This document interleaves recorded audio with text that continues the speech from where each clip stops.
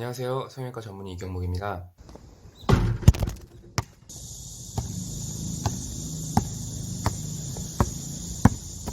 코 보형물에 대해서 한번 얘기를 해볼까 해요. 가장 흔한 게 이제 실리콘이죠. 그 다음에 한때 유행했던 고어텍스. 그 다음에는 이제 보통 자가조직, 엉덩이 진피. 그 다음에 네 번째는 자가늑.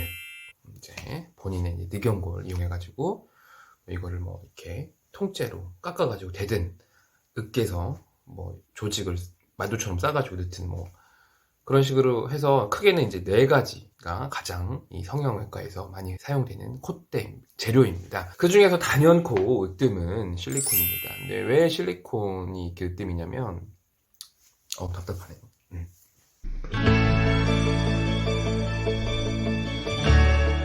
왜 실리콘이 으뜸이냐면 일단은 모양 만들기가 쉽고 그 네 가지 중에서는 모양이 제일 이뻐요.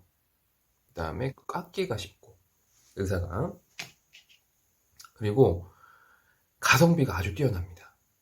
그러니까 가격이 싸요. 그 다음에 많이 쓰이는 게 이제 고어텍스인데 고어텍스는 좀 깎기는 좀 힘듭니다. 깎기는 힘들어요. 그리고 좀 가격이 좀 비싸.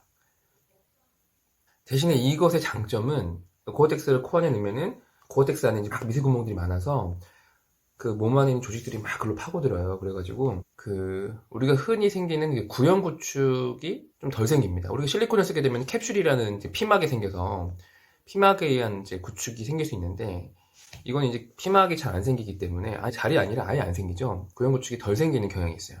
그러면은 뭐 깎기 힘든 것 빼고는 대부분 고어텍스가 더 나은 거 아닌가 이렇게 질문할 수 있는데 논문을 보면은 이제 뭐 수많은 논문들이 있지만 보통은 이제 염증 확률을 비교를 해보면 고어텍스나 실리콘이나 이제 비슷하게 나와요. 비슷하게 나오는데 그럼에도 불구하고 오히려 이제 막 3, 4년 전에는 고어텍스를 좀 많이 썼다가 다시 이제 실리콘을 많이 쓴 이유 중에 하나는 만약에 문제가 생겼을 때 보형물을 무조건 빼야 할 그런 상황이 생겼을 때 실리콘은 너무 쉽게 빠지거든요. 고어텍스는 그럴 수가 없어요. 제가 아까 말씀드렸지만 고어텍스는 구멍이 꽁꽁꽁 미세 구멍이 있어서 조직 안으로 들어가서 굉장히 힘듭니다.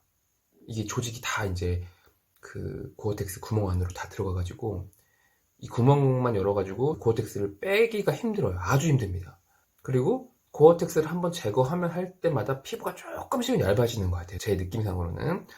저만 그런 게 아니라 이제 많은 성형외과 친구들도 고어텍스는 이제 떼면 뗄수록 피부는 점점 얇아진다. 이렇게 얘기를 합니다. 그렇기 때문에 만약에 문제가 생겼을 때 응급처치할 수 있는 거는 이제 실리콘이 더 쉽기 때문에 가격이나 이런 걸 고려했을 때는 성형외과에서는 이제 실리콘이 더 고어텍스보다는 많이 쓰인다. 이렇게 이제 알고 있으시면 될 것 같아요. 엉덩이 진피는 좋은데 흡수가 너무 많이 돼요. 책이나 뭐 교과서에는 뭐 3, 40% 남는다고 하지만 10%도 안 남는 경우도 봤고요. 거의 뭐가 들어갔으면 이제 여기 뼈가 안 만져져야 되는데 한 1년 정도 지나서 이제 여기 만져보면 여기 뼈가 그대로 만져져. 그럼 다 흡수됐다는 얘기거든요. 저 같은 경우는 이제 엉덩이 진피를 떼면 보통 이제 길이는 한 5cm, 폭은 한 2.5에서 3cm 정도 좀 넓게 떼요. 그래가지고 이거를 그냥 넣는 게 아니라 이걸 한번 맙니다. 말아가지고 좀 동그랗게 만들어가지고 넣게 되면은 좀 흡수율이 좀 떨어지긴 하는데 이것도 저 학교 선배님한테 배운 거예요. 근데 이제 엉덩이 진피가 또 너무 많이 또 생착이 돼버리면은 간혹 가다는 코가 좀 퍼져 보이는 좀 그냥 오똑한 게 아니라 좀 퍼져 보이는 그런 부작용이 생길 수가 있어요. 또 엉덩이 진피는 또 이제 문제가 이제 엉덩이 쪽에 띈 자리에 이제 흉터가 남는데 누가 엉덩이 흉터를 보겠어요. 그건 팬티만 입어도 가려지는 건데. 근데 이제 간혹 가다가 욕창이 생기는 경우도 간혹 있다고 해요.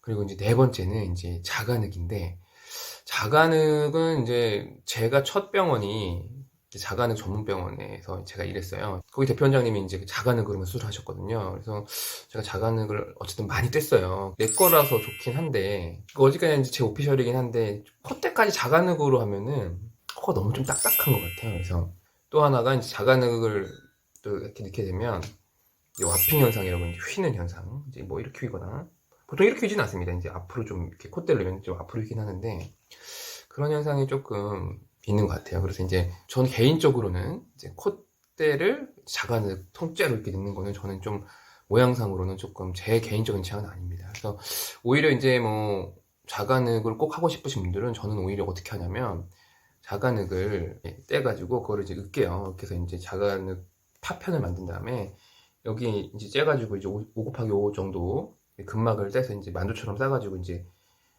근막에다가 이제 그 자간흙 연고를 넣어가지고 만두처럼 싸요. 그래가지고 길게 만든 다음에 코 집어넣어가지고 콧대를 만들면은 오히려 이제 이게 좀 소프트하기 때문에 약간 딱딱한 그런 느낌은 없긴 합니다. 그래서 굳이 원하면은 저 콧대는 그렇게 세우고는 있는데 잘은 안 합니다. 잘은 안 하고 저도 뭐 대부분 실리콘을 쓰죠. 실리콘을 쓰고 콧대가 어느 정도 있는 사람들한테는 이제 제가 그냥 콧대 좀 있으니까 코끝만 하자 해가지고 저는 주로 이제 콧대가 어느 정도 있으면 대부분 이제 코끝만 하는 그런 스타일로 합니다. 4개에 대해서 알아봤어요. 실리콘, 고어텍스, 그 다음에 엉덩이 진피, 이제 자간흙에 대해서 이렇게 알아봤습니다. 글쎄요, 요즘에는 이제 콧대를 어떻게 높이느냐는 별로 중요하지 않은 것 같아요. 콧대는 가볍게, 코끝은 오똑하게, 뭐 이런 느낌으로 좀 가는 것 같아요. 남자들은 직선 코를 원하지만 여성분들 같은 경우는 약간 좀 코끝이 좀 더 콧대보다 높은 그런 약간 직방벗은 라인을 원하기 때문에 콧대가 너무 높아버리면 코끝도 그만큼 나와야 되기 때문에 콧구멍이 11자가 되는 그런 또 부작용이 생길 수 있고, 그래서 저는 개인적으로는 콧대는 아주 그냥 너무 자연스러우면 안 되지만 적당하게, 그 다음에 코끝은 살짝 오똑한, 왜냐? 어차피 코끝은 좀 떨어지기 때문에 그런 식으로 하고 있습니다. 요즘에 코로나가 너무 심해요. 그래서 정말 제가 병원 끝나면 맨날 집에만 앉아가지고 TV 보고 누워있고 하는데 지겨워 죽겠어. 진짜 저뿐만이겠어요. 모든 대한민국, 아니 전 세계 사람들이 그렇겠죠. 또 최근에 뭐 영국에서 무슨 변이종이 들어와가지고 그것 때문에 코로나가 좀 더 장기화될 수 있다, 이렇게. 갑자기 콧대 얘기하다가 코로나 얘기 죄송합니다. 근데 같은 코니까 코로나에 대해서 한번 좀 얘기를 해볼까요? RNA 바이러스라는 거 다 알고 계시잖아요. 근데 RNA 바이러스가 참 이게 힘든 거예요. 왜냐면 변이도 많이 하고, 크게는 3가지가 있어요. 뭐 mRNA, tRNA, 뭐 rRNA 뭐 이렇게로 알고 있는데, DNA랑 다르게 얘네들은 각자의 어떤 역할을 하기 때문에 변이가 많이 쉽단 말이에요. 그럼 그만큼 치료제를 만들기가 어렵다는 겁니다. 제가 알기로는 에이즈도 RNA 바이러스로 알고 있어요. 그러니까 아직까지도 치료제가 없는 거 아닙니까? 그렇기 때문에 저는 조금 이 상황을 좀 심각하게 받아들이고 있거든요. 좀 우울한 상황이다, 이렇게 말씀을 드리고 싶어요. 근데 어쨌든 간에 가장 중요한 거는 마스크와 손 씻기라는 건 항상 잊지 마시고, 백신이나 뭐 치료제보다 더 중요한 것 같아요.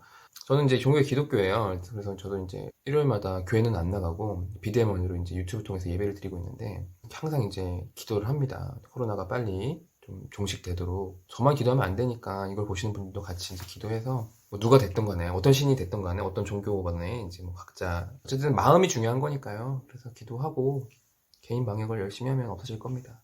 모두 화이팅 하시고 안녕히 계세요. 안녕히 계십시오.